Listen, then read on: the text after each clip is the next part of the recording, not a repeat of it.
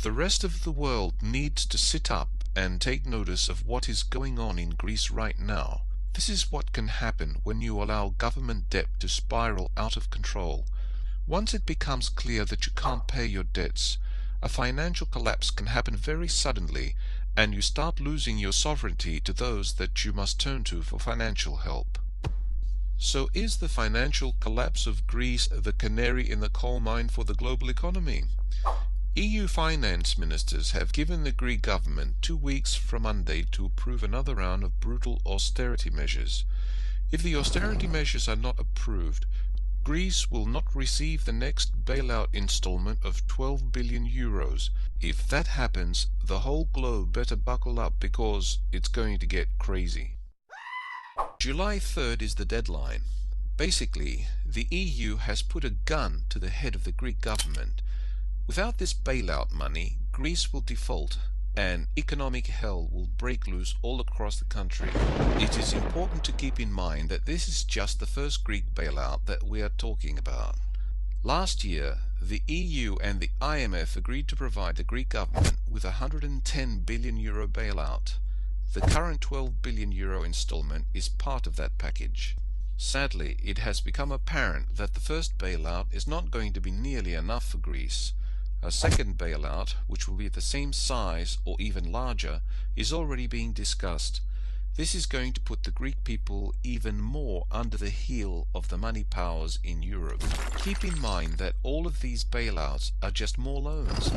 There is no way that the Greeks are ever going to be able to repay all of this money. But this is what happens when a nation lets debt get out of control. For years and years, it can seem like all of that debt does not have any consequence. But then the day of reckoning comes, and it is a complete and total nightmare. In order to get the next installment of 12 billion euros, European finance ministers are insisting that the Greek government approves a package of austerity measures that will be worth approximately 28 billion euros. At this point, it is uncertain whether those austerity measures will pass. The pressure on the Greek government, however, to get them pushed through is immense.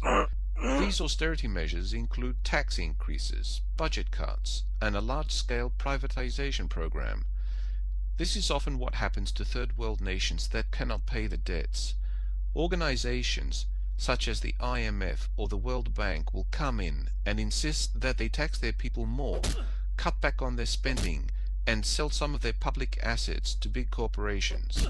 As we can see from the wild protests that have been taking place in Greece, a significant percentage of the Greek population is not happy at all with these austerity measures. Unfortunately, the EU and the IMF are able to put a lot more pressure on the Greek government than the Greek people are.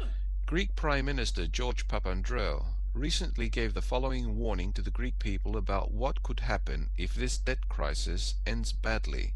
The consequences of a violent bankruptcy or exit from the euro would be immediately catastrophic for households, the banks, and the country's credibility. Not only would a Greek default be a total disaster for Greece, it would potentially be a total disaster for the entire global financial system.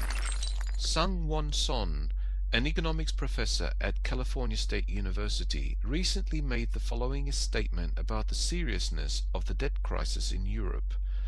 The European debt crisis has the potential to have as big an impact as the subprime mortgage crisis did in the United States.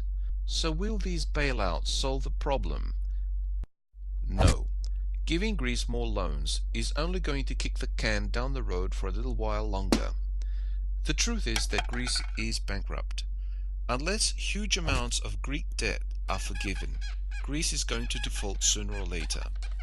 When confidence in the finances of a nation is lost, borrowing costs can go up very quickly. Today the yield on a 2-year bond is up to 28.6%. Anyone that has ever been late on paying their credit cards knows how painful an interest rate like that can be. So why doesn't Greece just slash government spending to the bone and get their financial house in order? Well, it's not that easy. Harsh austerity measures have already been implemented. As a result, unemployment is rampant and there is rioting in the streets. As the economy crumbles, Greece has descended into an almost permanent state of civil unrest.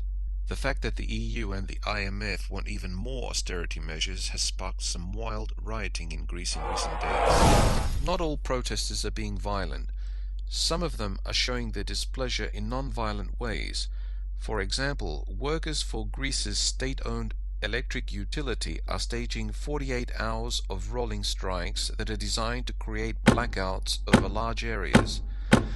The frightening thing is that Greece is not alone. Ireland has already received a bailout, and they are probably going to need another one at some point. Portugal is a financial basket case, and they are probably next in line for a bailout. The employment situation in Spain is absolutely nightmarish. Spain will probably be able to squeak by without a bailout if the global economy stays stable. But if the dominoes start to fall, Spain could be in a massive amount of trouble very quickly. Not that many people are talking about Italy, but the truth is that Italy has a huge debt problem. On Friday, Moody's warned that it may downgrade Italy's AA2 debt rating at some point within the next 90 days. Belgium and France also have very substantial debt problems. They probably will not be the first dominoes to fall, but if the contagion starts to spread, they could certainly have massive problems.